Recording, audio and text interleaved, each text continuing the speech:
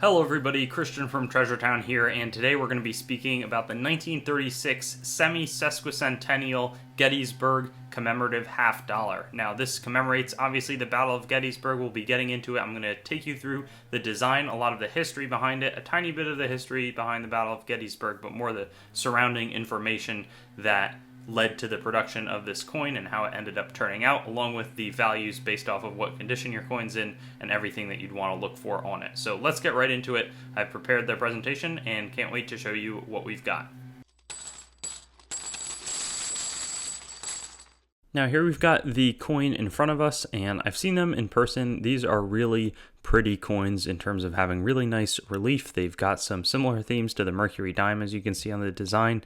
These guys look very, very similar, and we'll talk about that as well. But the designer, Frank Vitor, was near he was from Pennsylvania, which is where the Battle of Gettysburg took place, between the Confederate Army of Northern Virginia, commanded by Robert E. Lee, against the Army of the Potomac, commanded by George Meade, General Meade, and for the Union, obviously. And so this was the 75th anniversary of the Battle of Gettysburg. There was like a reunion, and I think it was, at that point there was sort of unity, and that's what the depictions on the coin really focus on. There's both Union and Confederate veterans.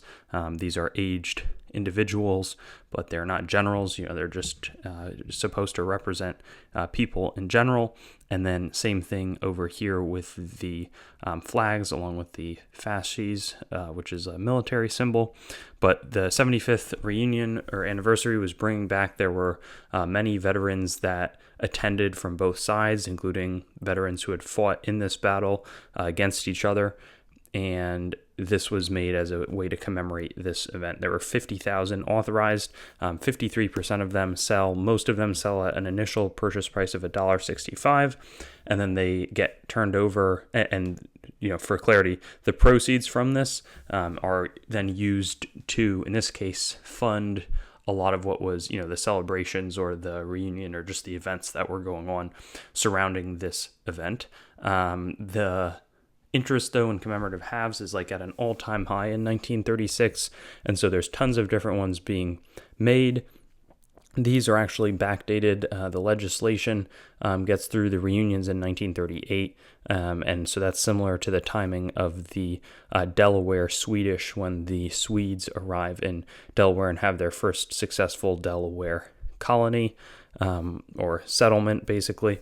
It shares that timeline, but the hype around commemoratives certainly wears off, especially as the United States goes into World War II. So there's very few sold at that higher price, and the remainder get melted. The theme, it does show a brother on brother. That's why they're thought to be so similar in terms of their face. In terms of a little history on the Battle of Gettysburg, I'm probably not doing this justice, but this is as part of a Confederate push to sort of destroy the Union Army pushing north. There's thought that if the Confederates had sort of stayed focused on the South and just fought a fully defensive war and maybe dragged it out a little bit longer, that may have increased their chances of winning.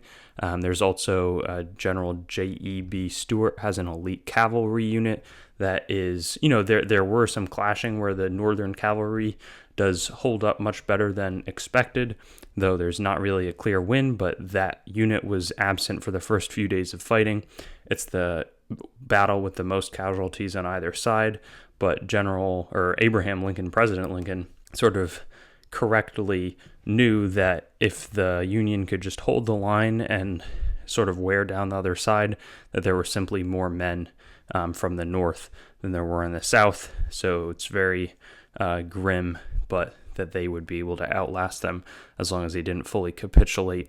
However, there's thought that the Union Army could have chased and really routed the Confederates as they retreated, and maybe brought the war to an earlier end had they really just clamped down at that point, but Meade decides not to pursue them.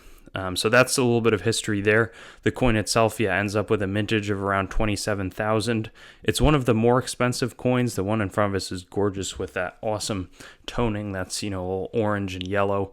This one, though, is at a sale price of $350 to $400 for some of the more circulated types. There's not massive differences between like Mint State 63 and 66. If I was buying, I'd probably try to buy at a 66 or maybe a 66 plus, just because that eye appeal is going to probably reign supreme in the long term. Just having that, for relatively less, certainly a 65 over a 64 with the tiny split in condition there. But yeah, that's what we're looking at here. The really high end is going to be your Mint State 68 examples. They're generally pretty well struck, though there's all variants. Some of them end up really dull.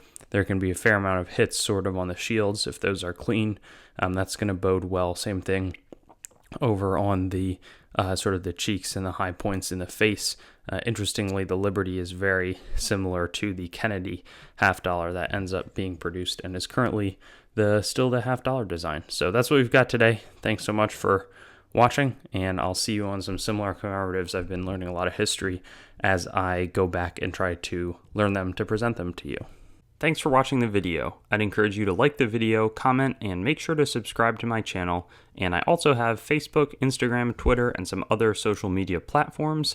You can also go to my main channel website, treasuretownYT.com, to learn more about the channel and sort of stay in contact. I also will eventually host all of these videos on coinsmetalscards.com, which will be both news, marketplace, and coin information. I do have the goal of eventually getting pretty much every US coin, date, mint mark, denomination on the channel with a similar video to the one that you just watched, and that will likely all be hosted there. And then I also have treasuretowncoins.com, which is sort of my coin dealing wing, coin dealing only entity that is a little bit less focused on content production. So thank you so much, and I'll look forward to seeing you on some of my other videos. I also have videos that are not just the date, mint mark, denomination recap in this format, so you can check some of those out, and I'll have fun seeing you there.